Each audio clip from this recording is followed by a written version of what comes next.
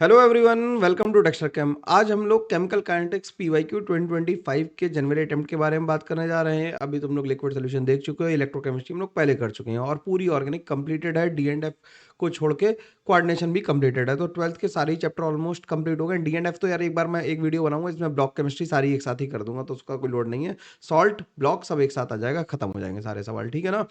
तो chemical kinetics भी करने हैं सवाल, क्योंकि केमिकल काइनेटिक्स के सवालों के साथ एक मैंने जो पेचीदगी महसूस की है वो ये है कि सवालों की कैलकुलेशन थोड़ी सी ज़्यादा आ जाती है। तो इन सवालों को करने के लिए भाई थोड़ा पेशेंस रखना होगा, थोड़ा टाइम देना होगा, तभी सवाल लग पाएंगे। अदरवाइज तुम कैलकुलेशन में एरर कर दोगे। और कमेंट करके जरूर बताना मेरे को कि कितने लोगों ने कैलकुलेशन में एरर की वजह से नंबर खोए हैं अपने, ठीक है ना।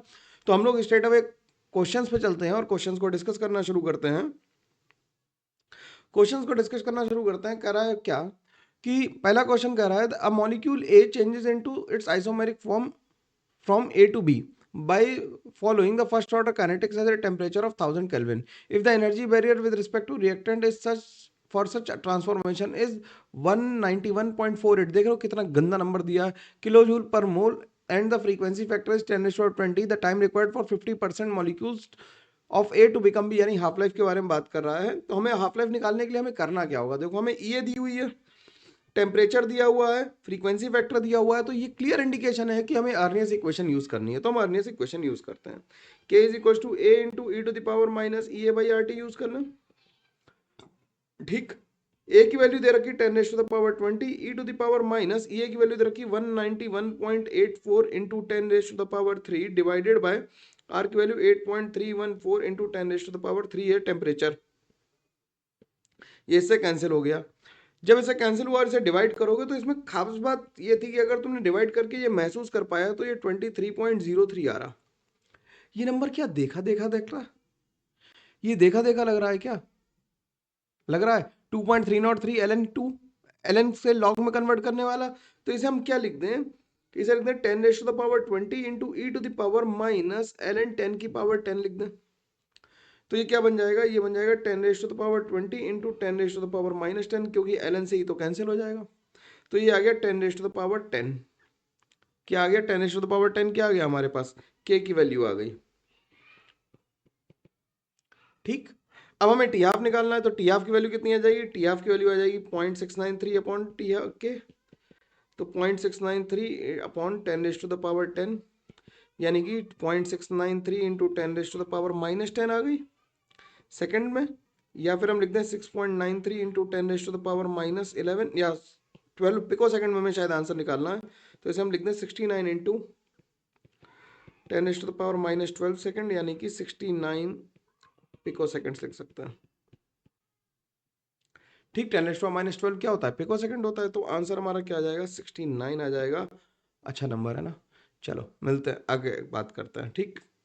अगला क्या कह रहा है, अगला कह रहा है which of the following statement is true for the radioactivity decay. अब देखो एज सच रेडियो एक्टिविटी सिलेबस में नहीं थी, और मैंने चिल्ला चिल्ला के कहा था कि रेडियो एक्टिविटी आ सकती है, और मैंने पेपर में सवाल भी डाले थे ऐसे, है ना। तो रेडियो एक्टिविटी थोड़ी बहुत तो देख के जाना कि half life is ln2 times of rate constant, हमें बताना है, नॉट ट्रू बताना है। इस बात को हाईलाइट कर लेते हैं, नहीं तो पहला स्टेटमेंट ही ट्रू लगता है और हम पहला मार के आगे बढ़ जाते हैं। ये गलती किसने इसने की, ये भी कमेंट में जरूर करके बताना कि हाँ सर ये गलती हो जाती है, हम सवाल पूरा पढ़ते ही नहीं है, खुशी में सवाल गलत करे दे रहे हैं। ये बहुत बेवकूफी की बात है भैया, अगर खुशी में सवाल गलत हो रहा है ना तो हद ही हो गई। या तो दुखी होकर सवाल गलत करो या खुश होकर, तो न्यूट्रल रहो, है ना। तो ये तो सही लिखा है लेकिन ये आंसर नहीं है अपना। Decay constant is does not depend upon temperature, ये भी बात सही है कि डीके कांस्टेंट जो होता है वो टेम्परेचर पे इंडिपेंडेंट होता है रेडियो एक्टिविटी के केस में। नॉर्मल रिएक्शंस में वो डिपेंडेंट होता है लेकिन रेडियो एक्टिविटी पे इंडिपेंडेंट होता है। तो जो गलत बात आ गई वो क्या आ गई, the decay constant increases with rise in temperature, क्योंकि टेम्परेचर से अगर इंडिपेंडेंट है तो डिपेंडेंट नहीं हो सकता। या तो 2 सही है या 4 सही है। और हाफ लाइफ 3 हाफ लाइफ के बाद 1/8 बचेगा, ये तो नॉर्मल सी बात है, इसमें तो कोई परेशानी की बात है नहीं, ठीक। तो ये भी सवाल आराम से हो जाने वाला था। अगला सवाल क्या कह रहा है, अगला सवाल कह रहा है consider the following figure and choose the correct option. हमें फिगर देख लिया, हमें जो ये दे रखी है, ये बैकवर्ड दे रखी है, वो दे रखी है E1, और ये फॉरवर्ड जो दे रखी है वो E1 प्लस E2 दे रखी है। रिएक्टेंट मोर स्टेबल है और प्रोडक्ट लेस स्टेबल है। क्योंकि हमसे क्वेश्चन के जो ऑप्शन दिए गए हैं उसमें स्टेबिलिटी की ही बात कर रखी है। कह रहा है कि activation energy for backward reaction is even, बिल्कुल सही बात है, and the product is more stable then reactant, ये गलत बात है, ये स्टेटमेंट गलत हो गया ना। ठीक। कह रहा है activation energy for forward reaction is even plus E2 and the product is less stable then the reactant, ये बात सही है, ये बात सही लिखी हुई है। कह रहा है energy activation energy for forward reaction is even and the product is more stable, ये गलत बात है, यहाँ पे ये फिर से गलत हो गया। और activation energy for both forward and backward की इवन E2 है, तो ये तो गलत ही बात है, तो आंसर क्या गया 2। ठीक। अगला सवाल देखते हैं। अगला सवाल कह रहा है for the thermal decomposition of N2O5 at constant volume, क्या हो रहा है, the following data following table can be form on the reaction below. ठीक है, हमसे क्या कह रहा है, सवाल हमें गिवन है। अब इस सवाल में देखना कि थोड़ा सा कैच है, जो मेंस वालों ने गड़बड़ करी है, मेंस वालों ने जो गड़बड़ की है उसकी वजह से क्या होगा, तुम्हारा आंसर डिफर कर जाएगा। मैं बताता हूं कैसे। जब तुम रिएक्शन लिखोगे ट्वाइस N2O5, और इसमें यार एक लाइन शायद मेरे से मिस हो गई, इसमें जो के की वैल्यू गिवन है वो दी है 4.606 इंटू 10⁻⁻² सेकंड्स इनवर्स, ये दे रखी है, के की वैल्यू गिवन है यार, मेरे से लिखने में छूट गई शायद, है ना। ठीक, शायद क्या छूटी गई ठीक, टाइप कर रहा था यार, तो हो सकता है, इतना तो मेरे को माफी मिल सकती है ना। तो रेट कांस्टेंट की वैल्यू गिवन है, और जो क्लियर कट लाइन लिखी है, the value of rate constant for this reaction is, ऐसा करके लिखा हुआ है। तो ये क्या हुआ, रिएक्शन फॉरवर्ड गई और ये ट्वाइस N2O4 बन गया और बन गया O2। T इक्वल टू 0 पे इसका प्रेशर था 0.6, ये 0 0 हो गया। T इक्वल टू T पे हमने जब देखा तो 0.6 माइनस P किया तो ये P हो गया और ये P/2 हो गया। ठीक है, हो गया ये आसानी से। तो K की वैल्यू हम क्या लिखते हैं, K की वैल्यू लिखते हैं 2.303 upon T log of 0.6 upon 0.6 minus P। अब यहाँ पे कैच देखो, जिन लोगों को कम आती है ना केमिस्ट्री, उनके लिए यहाँ से सही हो जाएगा सवाल। देखो आसानी से मैं कैसे करके दिखाता हूँ, जो तुम्हें गलती करके सही आंसर निकालना है, हम लोग गलत करके सही आंसर कैसे, देखो कि ये डिवाइड बाई 100 कर दिया, टाइम दिया, log of 0.6 upon 0.6 minus P कर दिया, इससे इसे कैंसिल कर दिया तो ये 2 आ गया, इससे इसे कैंसिल कर दिया तो ये क्या आ गया, 2 इज इक्वल टू आ गया log of 0.6 upon 0.6 minus P, यानी कि ये आ गया कितना 100, 10⁻² इज इक्वल टू लॉग 10⁻² लिखने से लॉग 0.6 अपॉन 0.6 माइनस P। ठीक, सही है। तो ये आ गया 100 इज इक्वल टू आ गया 0.6 अपॉन 0.6 माइनस P, तो ये आ गया 60 minus 100P is equal to 0.6। तो P की वैल्यू जो आ गई, ये आ गई 59.4 डिवाइडेड बाई 100 आ गई P की वैल्यू। P की वैल्यू आ गई कितनी, P की वैल्यू फाइनल आ गई 0.594। तो P टोटल कितना आ गया, P टोटल कितना हो गया भाई, P टोटल हो गया 0.6 माइनस P प्लस P/2। तो एक P से P कैंसिल हो गया, तो 0.6 प्लस P की वैल्यू है 0.594 डिवाइडेड बाई 2, तो ये हो गया 0.6 प्लस 2, 2 4 1 2 18 2 7 14। ठीक है, तो ये हो गया 0.897। ठीक, और इंटू 10⁻³ में निकालना आंसर, तो हमारा आंसर आ गया 897 इंटू 10⁻³ और यही आंसर एनटीए ने दिया हुआ भी है। ठीक है ना, एनटीए ने यही आंसर भी दिया हुआ है, लेकिन जब इसके लिए के की वैल्यू लिख रहे हैं तो एक्चुअली क्या सॉल्व होना चाहिए था, जब हम के को रख रहे हैं तो वहां पे हमें 2K रखना चाहिए था, क्योंकि जब रिएक्शन का रेट लॉ लिखेंगे तो स्टोइशियोमेट्री लिखनी पड़ेगी, क्योंकि हम 1/r इज, मतलब हम जब लिखते हैं तो क्या लिखते हैं, 1/2 dr/dt लिखेंगे ना इसे, K टाइम्स N2O5 का होल स्क्वायर, बोलो। तो इसमें 2K रखना पड़ेगा, मैं 2 का मल्टीप्लाई करके रखूंगा और उसे रखोगे तो सही में आंसर गलत आ जाएगा। ये एनटीए की गलती थी, फंडामेंटल एरर है, लेकिन फिर भी क्योंकि वो मेंस कर रहे हैं, बिल्कुल दिमाग नहीं लगा रहे हैं, इस बात पे सोचते ही नहीं है, मान लेते हैं कि आंसर सही है। ठीक है, उससे आंसर निकालोगे तो उससे आंसर आ जाएगा, और उससे आंसर थोड़ा सा डिफर आएगा। ठीक है ना, आसपास आएगा लेकिन डिफर आएगा, थोड़ा सा अंतर आएगा आंसर में। ठीक, अगला सवाल देखते हैं। अगला अगर विच of the following graph, which of the following graph most appropriately represents a zero order reaction। Zero order reaction के लिए ग्राफ क्या होता है, जब हम जीरो ऑर्डर के लिखते हैं तो da/dt को हम क्या लिख देते हैं, k के बराबर लिख देते हैं। तो हम लिखते हैं da इज इक्वल टू हो जाता है k dt हो जाता है ना, इंटीग्रेट कर दो a0 से a और 0 से t, तो क्या आ गया a0 a minus a0 is equal to आ गया kt आ गया ना भाई, बोलो। तो ए टी किसके बराबर हो गया, ए इज इक्वल टू हो गया के टी प्लस A0 के बराबर हो गया, बोलो भाई, इतनी में कोई दिक्कत तो नहीं। और हमें निकालना किसमें किसमें है, रिएक्टेंट के कॉन्सेंट्रेशन वर्सेस टाइम के बीच में ग्राफ बनाना है। रिएक्टेंट कॉन्सेंट्रेशन वर्सेस टाइम के बीच का ग्राफ कैसे बनाएंगे, तो रिएक्टेंट के कॉन्सेंट्रेशन वर्सेस टाइम का graph, A at time T, और चाहे माइनस लगाना भूल गया, एक में माइनस मेरे से मिस हो गया, सॉरी, एक माइनस मिस हो गया मेरे से, तो यहाँ पे आ गया माइनस, यहाँ पे आ गया माइनस, और यहाँ पे भी आ गया, या इसे माइनस को रहने देते हैं, यहाँ पे आया माइनस और ये माइनस उठ के यहाँ पे आ गया। ठीक, तो ये क्या आ गया, माइनस स्लोप का ग्राफ आ गया। कॉन्सेंट्रेशन वर्सेस टाइम का ग्राफ कैसा आ गया, माइनस स्लोप का ग्राफ आ गया ऐसा। इसका इंटरसेप्ट किसके बराबर है, ए नॉट के बराबर है, तो आंसर हम क्या लगाएंगे, रे बी लगा देंगे आंसर इसका। ठीक है, अगला देखो, अगला कह रहा है consider a complex reaction taking place in 3 steps with the rate constant k1 k2 and k3 respectively. The overall rate constant k is given by this. If the activation energy हमें given है, तो हम सीधे सीधे formula के answer निकाल सकते हैं कि k की वैल्यू क्या होती है, a into E to the power minus A by R T होती है। भाई होती है नहीं होती, उठा के पुट कर दो। तो k की वैल्यू किसके बराबर हो गई, अंडर रूट ऑफ k1 की वैल्यू हो गई a1 into E to the power minus E A one by R T into A two into E to the power minus A two को A ही रखते हैं, फ्रीक्वेंसी फैक्टर को 100% मान लेंगे आखिरी में, है ना, E A three by R T divided by A into E to the power minus E A two by R T. तो ये हो गया किसके बराबर, under root of A into E to the power minus E A one plus E A three minus E A two by R T. ठीक, तो अब under root भी लगा हुआ है, ध्यान रखना। तो अंडर रूट लगा हुआ है तो हम क्या लिखेंगे, तो एक्टिवेशन एनर्जी आएगी, एक्टिवेशन एनर्जी आएगी तो हम क्या करेंगे, पावर में लगा देंगे। इसे हम, अगर हम ऐसे लिख दें, इसे हम लिख दें क्या, कि ए की power 1/2 into E to the power minus E A one plus E A three minus E A two divided by 2 into 1/RT।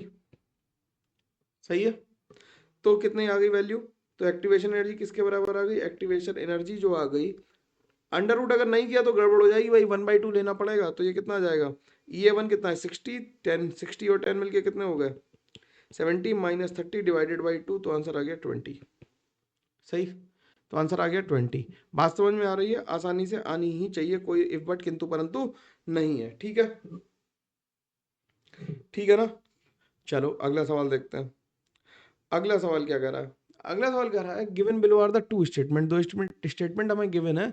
कह रहा है कि टी हाफ आर नॉट के साथ अगर चेंज नहीं हो रहा है, तो हम जानते हैं कि T half for first order reaction is equal to कितना होता है 0.693 अपॉन के। तो ये टेम्परेचर मतलब किस पे, इनिशियल कंसंट्रेशन पे डिपेंड नहीं करता है, तो कंसंट्रेशन से कांस्टेंट ही रहेगा। और हमें पता है कि फॉर्मूला क्या होता है कि K is equal to 2.303 upon T log of R upon R naught upon R होता है। ठीक, इनिशियल अपॉन फाइनल। तो इसे लिख लो के टी इज इक्वल टू, इसे अगर हम टी के फॉर्म में लिख लें, टी इज इक्वल टू आ गया 2.303 upon K log of R naught upon R. तो हम क्या कह सकते हैं, हमें आर नॉट को इधर लाना है, तो log of R naught upon R, R upon R naught करना है ना, तो इसे इधर ले आओ। तो के टी इज इक्वल टू हो गया, K T upon 2.303 is equal to हो गया किसके बराबर, ये हो गया log of R naught upon R के बराबर हो गया, हो गया, बोलो, हो गया। तो अगर हम इसे माइनस करें, तो यहाँ पे माइनस के टी किसके बराबर हो जाएगा 2.303 is equal to log of R upon R naught, क्योंकि हमें इसी के बीच में ग्राफ बनाना था। अब अगर हम ग्राफ बनाएंगे इसका, तो कैसा आएगा, नेगेटिव स्लोप आएगा। नेगेटिव स्लोप कितना आएगा, log of R upon R naught करते हैं तो नेगेटिव स्लोप इसका कितना आ जाएगा, माइनस का के अपॉन 2.303 आएगा। तो ये सेकंड स्टेटमेंट हमारा गलत हो जाएगा। ठीक, तो पहला सही हो गया, दूसरा गलत हो गया, तो आंसर हमारा बना गया। ठीक है, लेंदी सवाल है, थोड़े से लिख के करने पड़ेंगे। ये सवाल तो भैया बहुत ही भयंकर है, इसमें बहुत लिखना पड़ेगा। चलो देखते हैं, लिखते हुए चलते हैं, बहुत मेहनत लगेगी। क्या कह रहा है कि हमें दो चीजें दे रखी हैं, टी हाफ दे रखा है और ए नॉट मोल पर लीटर में दे रखा है, और हमसे पूछा है कि आर से पी बन रहा है, T half is related to A naught in given in the table, और लॉग टू की वैल्यू दे रखी है हमसे, और पूछ रहा है कौन कौन से स्टेटमेंट ट्रू है। तो देखो जरा, टी हाफ को हम क्या लिख सकते हैं, T half is proportional to A naught की पावर n-1 लिख सकते हैं, सीधे ही लिख सकते हैं ना। एन की वैल्यू 0 डाल दो, ए नॉट हो जाता, 1 डाल नहीं सकते। तो हम लिख सकते हैं T half of 1 upon T half of 2 is equal to A naught of 2 की power n minus 1 upon A naught of 1 की पावर n माइनस 1।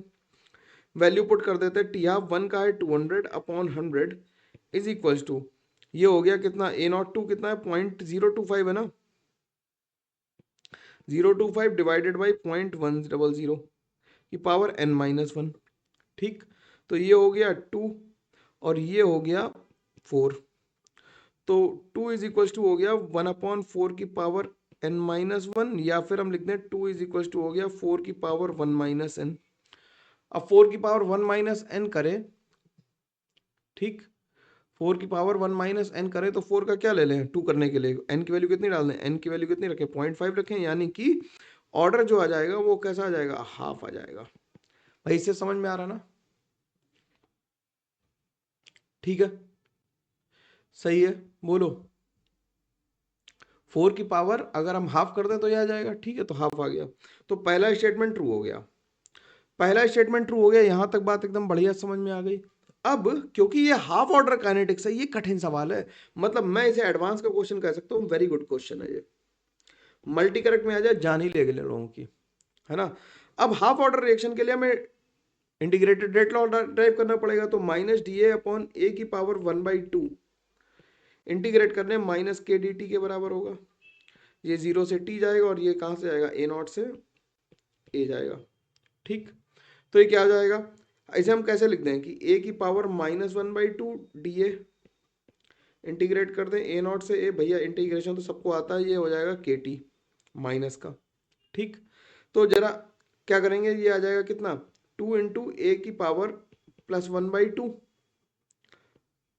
और इसे लिख लें ए नॉट और इसे लिख लें ए। अब हमें, ठीक है, इज इक्वल टू आ गया के टी माइनस का, यहां तक बात समझ में आ गई। तो ये आ गया 2 times under root of A minus under root of A naught is equal to minus K T आ गया, तो के की वैल्यू आ गई 2/टी, 2/टी, सही कह रहा हूं 2/टी under root of A naught minus under root of A. यहां तक आ गई भाई, वैल्यू बताओ, यहां तक तो निकल आया ना। अब t equal to T half पे क्या होगा, आगे देखते हैं सवाल को, है ना, आगे बढ़ाते हैं।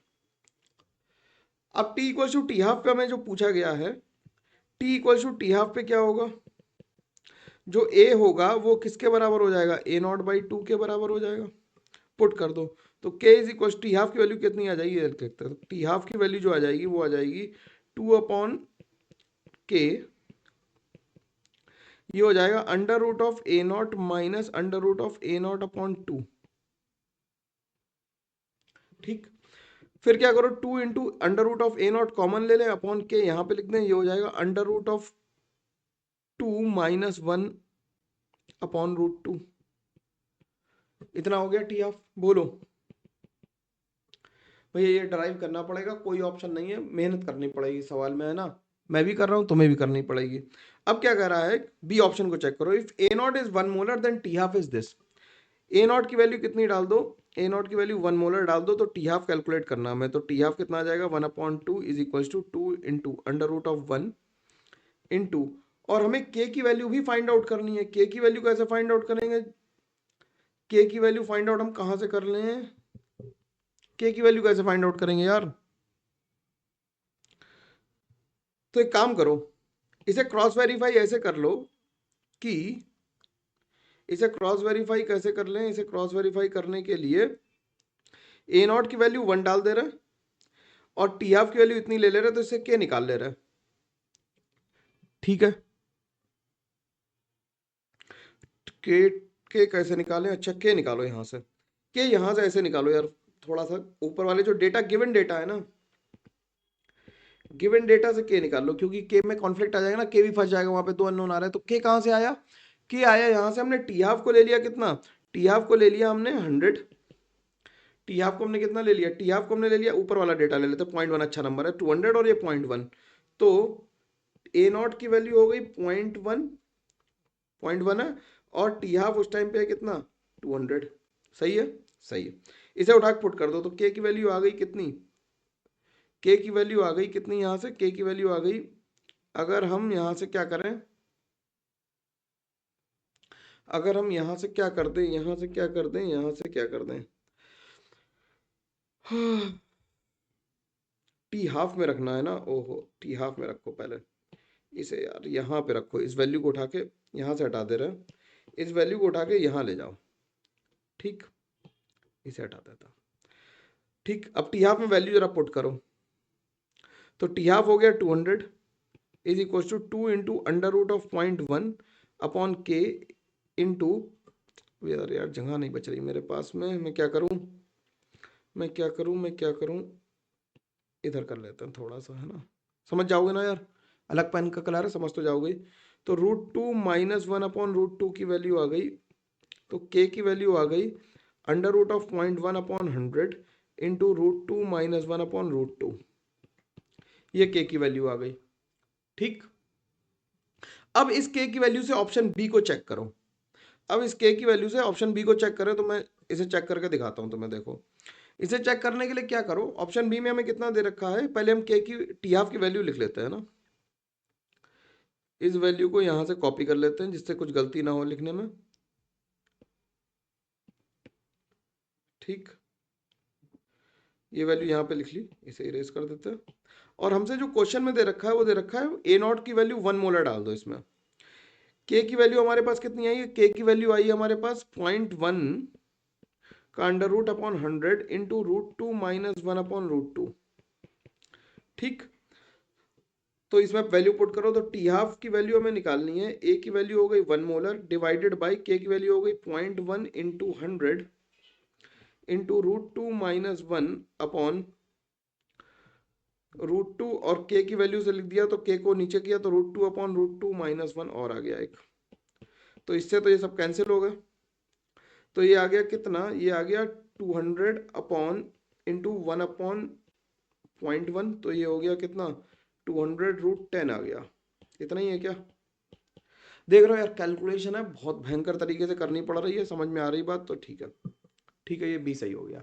कह रहा order of the reaction changes to 1 molar when the concentration change from 0.1 molar to 0.5 molar, तुम इसे पुट करके रखोगे तो जब यहाँ पे 0.1 से 0.5 करोगे तो ये कैंसिल आउट हो जाएंगे, लेकिन ऑर्डर कुछ कॉन्क्रीट वैल्यू 1 तो नहीं आएगी, तो इस ऑप्शन को मैं गलत कर दे रहा हूँ, तुम पुट करके देख लेना, नहीं आएगा, मतलब मैं क्या कह रहा हूँ तुम बात समझ रहे हो ना, कि ये हो जाएगा 200 अपॉन 100 इज इक्वल टू हो जाएगा 0.025 डिवाइडेड बाई 0.5, 00 इसे काट दो तो ये आ जाएगा कितना 20, तो ऐसा तो कोई नंबर बनेगा नहीं, तो ये ऑप्शन गलत हो जाएगा। अब T half is 800 minutes for a not 0.6, अब फिर से देख लो ए नॉट की वैल्यू हमें कितनी रखनी है, टी ए नॉट की वैल्यू जो हमें पुट करनी है यहाँ पे, ए नॉट की वैल्यू 1.6 पुट करनी है इस फॉर्मूले में, ठीक। तो देखो टी हाफ कितना आ जाएगा, टी हाफ आ जाएगा 2 into under root of 1.6 divided by K की वैल्यू हो गई 0.1 into 100 into √2 upon √2 -1 times √2 -1 upon √2, तो ये तो सब रूट रूट कैंसिल हो गया बढ़िया तरीके से, ये डेसिमल से ये डेसिमल कैंसिल हो गया, तो ये आ गया 2 into 100 into under root of 16 यानी कि 800 आ गया ये, तो ये भी सही है ना, बवाली क्वेश्चन था ना, थोड़ा सा कैलकुलेशन, मतलब ये एडवांस में आना चाहिए था, मेंस में तो एक ही सवाल कर पाओगे जी, केमिस्ट्री में 10 मिनट इसी में लग जाएगा तुम्हें, ठीक। तो आंसर आ गया ए बी और डी, ठीक है, बढ़िया लगा सवाल, डेराइव करवाया गया तुमसे, तब मजा आता है सवाल में, बेहतरीन सवाल मैं इसे कहता हूँ, ठीक। अगला सवाल फिर से, अब हम लोग वापस मेंस वाले लेवल पे आ गए हैं, कह रहा है for bacterial growth in a cell culture growth law is similar to the law of radioactivity, ठीक है, मतलब टाइम के साथ ग्रोथ बढ़ेगी, which graph is the most appropriate and suitable, कौन सा होगा कि बैक्टीरियल ग्रोथ लगातार बढ़ती जाती है और इनफाइनाइट तक बढ़ती ही रहेगी वो, है ना, जैसे जैसे टाइम बढ़ेगा, ठीक है, तो आंसर 4 आ जाएगा। अगला क्या कह रहा है, अगला कह रहा है consider the elementary reaction A gas plus B gas gives C gas plus D gas, ठीक है, if the volume of the reaction mixture is suddenly reduce to 1/3 of the initial volume, तो 1/3 वॉल्यूम कम करने से क्या हुआ, concentration becomes 3 time, concentration becomes 3 times, तो अगर हम रेट लॉ लिखें R is equal to K into concentration of A into concentration of B, तो R प्राइम नया वाला आ जाएगा के इंटू 3A इंटू 3B, तो ये कितना हो गया, 9 टाइम्स हो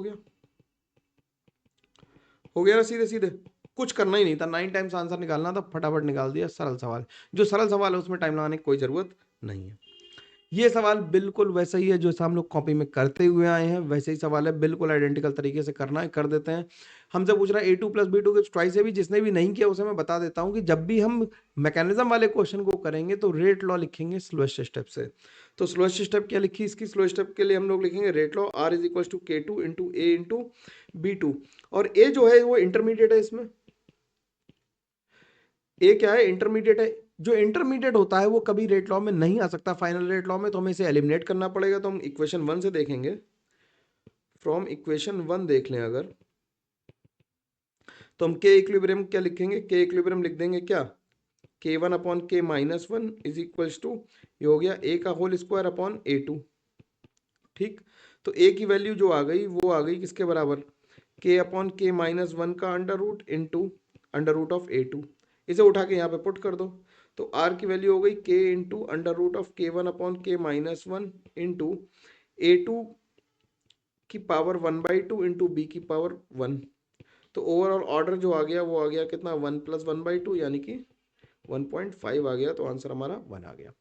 ठीक है, आराम से धीरे धीरे करके लिखते चलो, आंसर आते जाएंगे, कोई समस्या मुश्किल परेशानी नहीं आने वाली। क्या कह रहा है, drug X becomes ineffective after 50% decomposition. The original concentration of the drug bottle is 16 mg/ml, which decomposes to 4 ml in 12 month. अब 16 से क्या हुआ होगा, 8 हो गया होगा, 8 से हो गया 4। ठीक, तो 2 हाफ लाइफ लग गई, 12 महीने में 2 half life, 2 half life equals to 12 महीने। तो एक हाफ लाइफ किसके बराबर हो गई, 6 महीने के बराबर हो गई। एक हाफ लाइफ किसके बराबर है, 6 महीने का, और 6 महीने में वो खराब हो जाएगी, तो एक्सपायरी कितनी होनी चाहिए, 6 महीने, क्योंकि वो इनफेक्टिव हो जा रहा 50% डिसोसिएशन के बाद। तो ये सवाल भी लग गया। इस तरह से हम लोगों ने केमिकल काइनेटिक्स भी कंप्लीट कर ली। टेंशन लेने की जरूरत नहीं है, कल बाकी दोनों मतलब जो चैप्टर बचे हैं उनके वीडियो कल परसों में मैं सारे ही कर दूंगा, मतलब 2 तारीख से पहले पूरा 2025 खत्म हो जाएगा, टेंशन लेने की जरूरत नहीं है। और कल लाइव मिलना चाहता हूं मैं तुमसे शाम को 6 बजे, तो तैयार रहना, लाइव मिलते हैं कल। ठीक है, चलो okay, bye bye, take care, ध्यान रखना, खूब सारी पढ़ाई करते रहो, और चैनल को आगे बढ़ाने की जिम्मेदारी तुम्हारी है ना यार। मैं थक रहा हूँ मैं मत सच बता रहा हूँ, मैं जब देखता हूँ ना बाकी लोगों के सब्सक्राइबर और मेरे देखता हूँ, मैं कहूँ यार क्या ही करूँ, मैं क्या कह दूँ। ठीक है, चलो ओके, बाय बाय, ध्यान रखो, खूब सारी पढ़ाई करो, बाय।